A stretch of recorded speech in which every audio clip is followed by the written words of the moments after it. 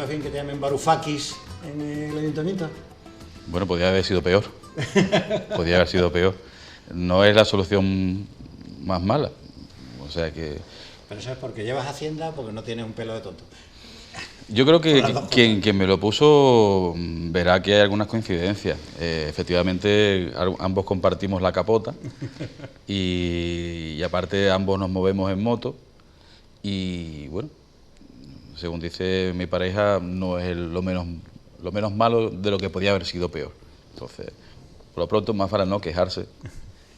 ¿Y cómo llevas? Porque de repente, no me imagino que hace unos meses te dicen que te ibas a ver en esta situación y no te lo hubieras imaginado. Y de repente te sentirás como en el ojo del huracán, ¿no? Sí, la verdad es que ha sido todo muy vertiginoso. De empezar en política y dar el salto, decir me voy a decidir a hacer esto, desde octubre del año pasado para acá ha transcurrido todo de forma muy vertiginosa. Entonces la verdad es que no me ha dado tiempo de digerirlo y ahora mismo estoy donde estoy, pero sin dar tiempo para reposarlo, ¿no? Claro, pues tú eras un funcionario del ayuntamiento con tu compromiso político, que tú sabes, esas cosas nunca se suelen pensar que termina uno con un grado de responsabilidad además tan alta como tienes tú y encima con tantos focos puestos sobre lo que hacéis y lo que haces tú también, ¿no? Es un cambio en la vida grande, ¿no? Sí, ha trastocado todo, ha trastocado todo. Yo que no me gusta llamar más la atención de la cuenta, ahora está claro que todo lo que hagamos y lo que no hagamos va a estar en el foco de atención. Entonces sí, es verdad que ha trastocado la vida, no solamente la personal, familiar tuya, sino que además el nivel de responsabilidad es bastante grande. De estar desempeñando una función, de ser una pieza más en el equipo funcionarial del ayuntamiento, ahora ha pasado a ser una pieza de engranaje para llevar la gestión de una ciudad. Evidentemente el nivel de responsabilidad es bastante más grande. Tú además llevas de funcionario del ayuntamiento, porque tú tienes dos oposiciones sacadas como de dos plazas distintas, ¿no? Empezaste de policía local y luego estabas en la recaudación ejecutiva, ¿estabas tú? Sí. O sea, que llevas en el ayuntamiento unos pocos de años, ¿no? Pues yo entré en el año 92, entré con 20 años, tenía pelo, bastante pelo por aquel entonces, y entré en el año 92, efectivamente, fue de rebote, entré en la policía local, una vez que me hicieron hacer la mili, llegué de hacer la mili y a través de un amigo, oye, mira que hay un curso para prepararse para policía local y tal, y entré. La verdad es que yo una vez que me marco un objetivo suelo ser muy constante a la hora de llegar a él, ¿no? Y es verdad, me preparé durante un año, desaparecí de la vida social durante un año e hice una inversión que después me llevó a aprobar la posición en la policía local. Posteriormente sentí que tenía que darle un aire distinto a mi vida y salió una plaza de inspector fiscal en el área de recaudación y también la aprobé con posición de funcionario de carrera. Pedí excedencia en policía local y ahora soy funcionario, ahora mismo estoy en excedencia en ambas plazas por la situación actual en la que me encuentro. Pues yo he pensado siempre que corrígeme si me equivoco, pero que en Podemos, por cómo surge y por un poco un partido muy joven, donde el grado de inquietud de la gente no estaba en el ámbito de lo local, ¿no? No sé si en Madrid o en Barcelona, ¿no? Pero que la gente estaba pues en los grandes temas de la política y mucha gente que se acercaba o que votaba o que militaba en Podemos tenía un poco más que ver pues con pues la crisis financiera internacional o las guerras en el Golfo, en Oriente o no sé cuánto, o los bancos y tal. Y claro, como tú eres funcionario y sabes bien, lo local es mucho es la vida cotidiana, ¿no? Es decir, son muchas pequeñas cosas que hacen que una ciudad funcione. Y yo siempre pensaba, digo, bueno, en Podemos a veces sois dos funcionarios del ayuntamiento, ¿no? Y digo, claro, ellos dos al menos deben tener el concepto de lo pequeño, que es lo que hace que las cosas funcionen, ¿no? Y me imagino que eso, dentro de tu grupo y de tu partido, a veces a ti mismo te costará, porque la gente enseguida reacciona a Grecia, el referéndum de Grecia moviliza mucho a los tuyos, ¿no? Porque es un poco lo que ha hecho que surja Podemos, la corrupción, ¡pum! Ahora dice, no, ahora tenemos que hablar, tú tienes que ver un poco si qué tipo de IBI vamos a poner o ese tipo de cosas, ¿no? Y había ahí una cosa que me imagino yo que tú tendrás que ir haciendo un poco como de pedagogía, ¿no? Pienso yo, a lo mejor te larga un rollo y una tontería mía, ¿no? No, pero date cuenta que ahora mismo los tiempos te van marcando tu forma de pensar y de tener una visión más amplia de la política, pero a la vez tienes que interiorizar lo que está ocurriendo en tu ciudad. Te tienes que poner al día de todo lo que está ocurriendo en tu ámbito local, pero además en el ámbito global y del mundo. Pero además después tiene muchas similitudes, porque las carencias que hay en tu ciudad se asemejan bastante a la que pueda ocurrir en Grecia o la que pueda ocurrir en otras partes del Estado o en otras partes del mundo. Al fin y al cabo, los poderes son los que son y al final las carencias son las que son, se llame Grecia o se llame Cádiz. Efectivamente te tienes que poner el chip concreto para asimilar la situación concreta. Cádiz tiene unas particularidades y unas peculiaridades que tú tienes que intentar resolver, pero sin dejar de tener en cuenta lo que está ocurriendo en Grecia, que puede ser también un fiel reflejo de lo que pueda ocurrirnos a nosotros, no tan a nivel global, pero sí un reflejo económico y político que pueda ocurrir aquí en menor escala. ¿Y vosotros habéis interiorizado que ahora sois autoridad? Si tú lo has interiorizado eso, porque eso... claro, en esto que hemos hablado de que de repente en esa vorágine tú ahora eres una autoridad y tus decisiones y tu comportamiento afectan a la vida de otros, de la ciudad en su conjunto, pero de gente en concreta, ¿no? ¿Habéis interiorizado, tú has interiorizado esa situación? Claro que muchas veces decía un amigo mío, dice, estar en la oposición es muy cómodo, ¿no? Porque tú das 3 voces y ya está, y te vas para tu casa y que otro se quede. Pero ahora vives en una situación distinta, ¿no? De repente has cambiado y estás en el otro lado, ¿no? Eres tú el que tienes que adoptar esas decisiones, ¿no? La carga de responsabilidad es tremenda, porque la línea que separa lo que es la ilusión de la exigencia es muy fina. Habéis visto todo el mundo la carga de ilusión que maneja el pueblo, el ciudadano de Cádiz, hacia un nuevo sistema de gobierno, hacia unas nuevas caras y tal. Pero claro, en nosotros está que esa ilusión no se torne en lanzas hacia nosotros. Entonces el nivel de responsabilidad es bastante grande. Adoptar el chip de gobernar una ciudad es complicado porque hasta hace 15 días éramos ciudadanos, que intentábamos ejercer una política con una visión particular, pero adoptar y adaptarte a un sistema que está como está, que nosotros no estamos a favor, ni mucho menos, de cómo está instaurado, y que tenemos la responsabilidad de que ese sistema cambie. Va a ser muy complicado por todos los años que se llevan desempeñando, pero la gente también pone esa ilusión en unas nuevas formas de gobernar ciudades, comunidades autónomas o estados. Entonces, el nivel de responsabilidad sí es muy grande. Si lo hemos interiorizado, yo llevo bastante mal que me digan señor don o concejal fulanito.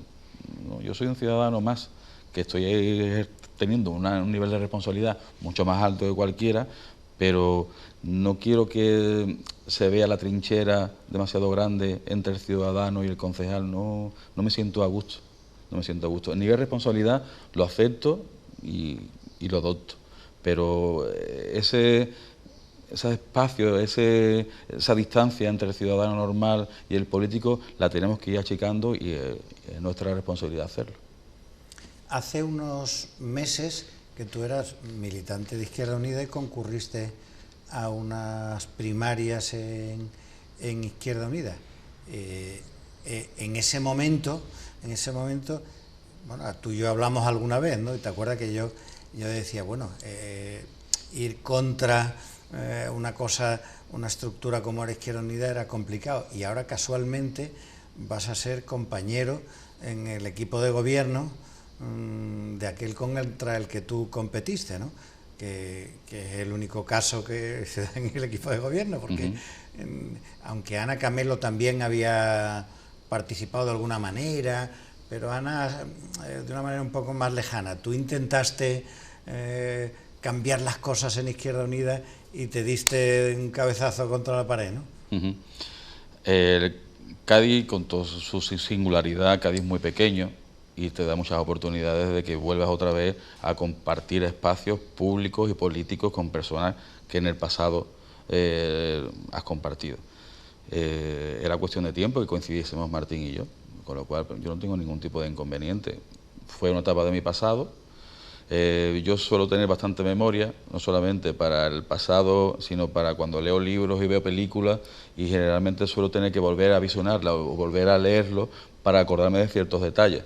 Entonces, pero en la vida política va a pasar exactamente igual. Pues intentaremos de aportar cada uno en la delegación que nos han designado lo mejor de lo mejor, y cuando tengamos que confluir en alguna área determinada o en algún asunto particular, pues qué duda cabe que tengamos que poner todo de nuestra parte. Si ha habido algún tipo de situación particular entre él y yo, ninguna. Y además no creo que el ciudadano y el gaditano tengan que entender que porque hayamos competido en el pasado por liderar una formación política y que se diese las situaciones que se diesen, pues no entenderían que ahora hubiese un cierto rencor o una cierta enemistad que no existe. A mí me dio la sensación, seguramente tú no querrás decir nada al respecto, pero yo tengo la sensación de que te tangaron las primarias. Cosa que te acuerdas, yo te decía, digo, yo como he vivido eso, digo, yo sé cómo se maneja un aparato de un partido como Izquierda Unida, el PC y tal, y digo, yo sé lo que es eso, ¿no? Yo tengo esa sensación. Yo creo que tú no querrás ahora hablar de esas cosas, ¿no? Aunque en realidad no hace tanto tiempo. Si te pones a pensarlo, hace de esos 7 u 8 meses nada más, ¿no? Sí, pero como te decía antes, yo tengo muy mala memoria. Y yo, con la responsabilidad que tengo desde aquí en adelante, empezar a pensar en el pasado, la verdad es que gastas demasiadas calorías que tienes que emplear en la tarea que nos corresponde ahora, que no es poca ni fácil. Entonces, no soy de pensar en el pasado. No obstante, ambas experiencias te pueden servir para ilustrarnos un poquito de cara al futuro, ¿no? Porque tú, que hace 8 o 9 meses estabas en Izquierda Unida, ahora no sé si llamarte dirigente de Podemos o, bueno, tienes un cargo público de representación en una lista que surge de Podemos, ¿no? Entonces, por lo menos en el ámbito local, puede ser una voz autorizada para hablarnos un poco de esa confluencia que ahora Izquierda Unida está impulsando con mucha energía, y en cambio en Podemos se ve con recelo, ¿no? De hecho, también en la ciudad de Cádiz, cuando hubo ese intento entre ganar Cádiz y Podemos, el obstáculo se veía en la fórmula jurídica, si era una coalición o una agrupación de electores, y había gente en Podemos que decían, creo, que les costaba ir con Izquierda Unida porque habían estado gobernando con el PSOE hasta hace poco, ¿no? Pero a partir de ahí, ¿tú cómo ves esa opción de las confluencias, ¿no? De que las distintas organizaciones de izquierda confluyan en una misma plataforma electoral de cara a las elecciones que son en noviembre? Es decir, que en septiembre se estarán convocando y se estarán haciendo listas, y ya Podemos está convocando sus propias primarias. ¿Tú eso cómo lo ves? Yo soy de la opinión de que siempre hay que confluir, no a toda costa, pero hay que confluir. Yo creo que toda formación debe de mantener su identidad. Izquierda Unida ha tenido durante más de 25 años una trayectoria, equivocada o no, todo el mundo tendrá su opinión, y Podemos es una fuerza emergente, que es como se le dice ahora, ¿no? Creo que cada uno tiene que tener su identidad propia, y al final, sabes que dos líneas paralelas, al final en el infinito convergen. Y yo creo que ese es el sentir. El que después tengan que unirse de cara a afrontar unas elecciones y demás, son situaciones muy particulares en cuanto a negociaciones a la hora de afrontar un proceso electoral en confluencia, ¿no? Que toda negociación tiene sus peculiaridades, que te voy a contar a ti.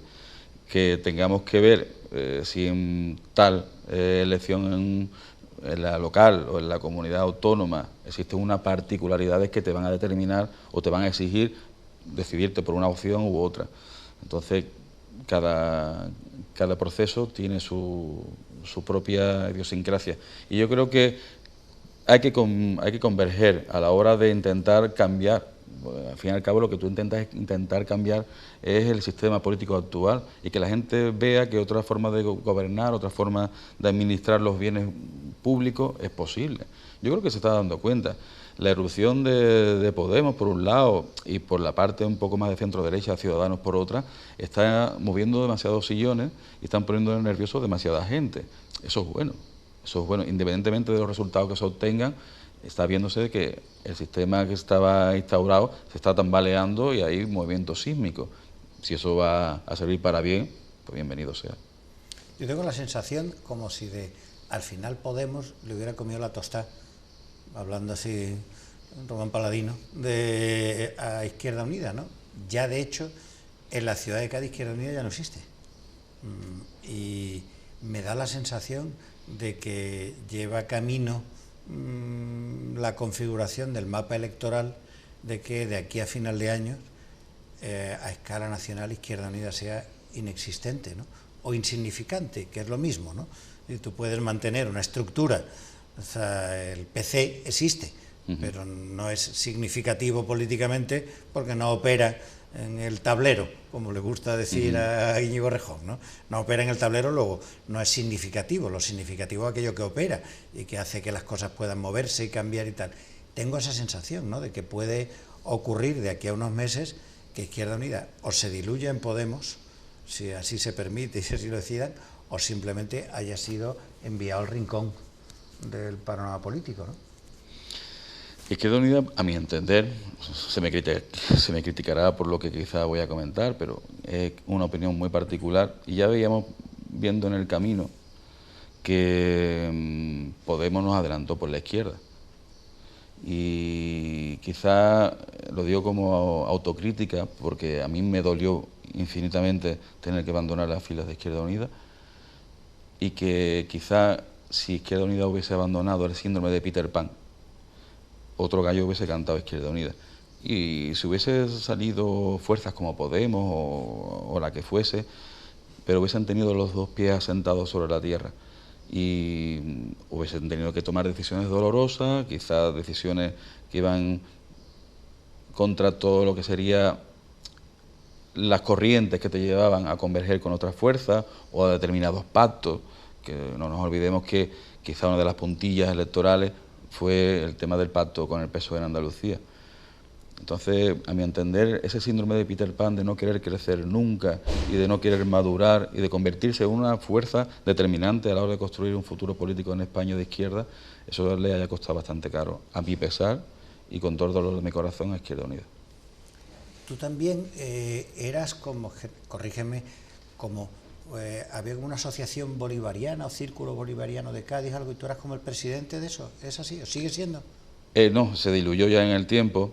Se creó porque, como sabes, en Francisco de Miranda fue uno de los libertadores que hubo, o por lo menos de los próceres, ¿no?, que hubo en Latinoamérica de lo que era el colonialismo español, y hace bastantes años lo descubrí como que estuvo residiendo en Cádiz y además murió en Cádiz, ¿no?, también. Y a raíz de eso nos juntamos unos cuantos y en busca de un mundo mejor, pues se instauró una plataforma, un colectivo que era histórico y política, y se defendía unas causas de intentar crear alternativas políticas en base a otros medios de sistemas políticos no solamente en Latinoamérica, en Finlandia y demás, y se cogió el nombre de Francisco de Miranda por ser un referente de los que estuvo viviendo en Cádiz. Y la verdad es que tuvo un recorrido, pero con el tiempo se fue diluyendo y ahora mismo pues demasiado tiempo se tiene ya con el tema que nos hemos metido como para encima estar en otras vainas, ¿no?, como dicen ellos. Y estuvisteis a punto, creo recordar, de que el Estado venezolano o la embajada adquiriera la Casa de las Cuatro Torres o una Ujú. de las fincas o algo para poner allí una especie de centro cultural, ¿no? ¿Es así? Sí, en principio ellos todo lo que sean respetar la historia, porque todos los estados latinoamericanos tienen un respeto por la historia que a veces son hasta admirables, ¿no? Y se miran con cierta envidia. Y todo lo que sea blindar su historia, ellos lo tienen muy, muy por encima eh, de otras necesidades. Y entonces ellos consideraron que vieron sondear el mercado para ver cuánto podía costar el edificio. Y en un momento dado se preguntó al propietario del edificio y el edificio costaba más de la cuenta, de lo que podían afrontar. Y fue una gestión que se hizo de intermediario con el propietario y ahí se quedó. Ahí se quedó. Ahí fue donde residió Francisco de Miranda durante 13 días, en su primera estancia en Cádiz. Entonces ellos quieren blindar a ese personaje históricamente y primero sondearon el mercado y vieron que las pretensiones económicas eran bastante altas.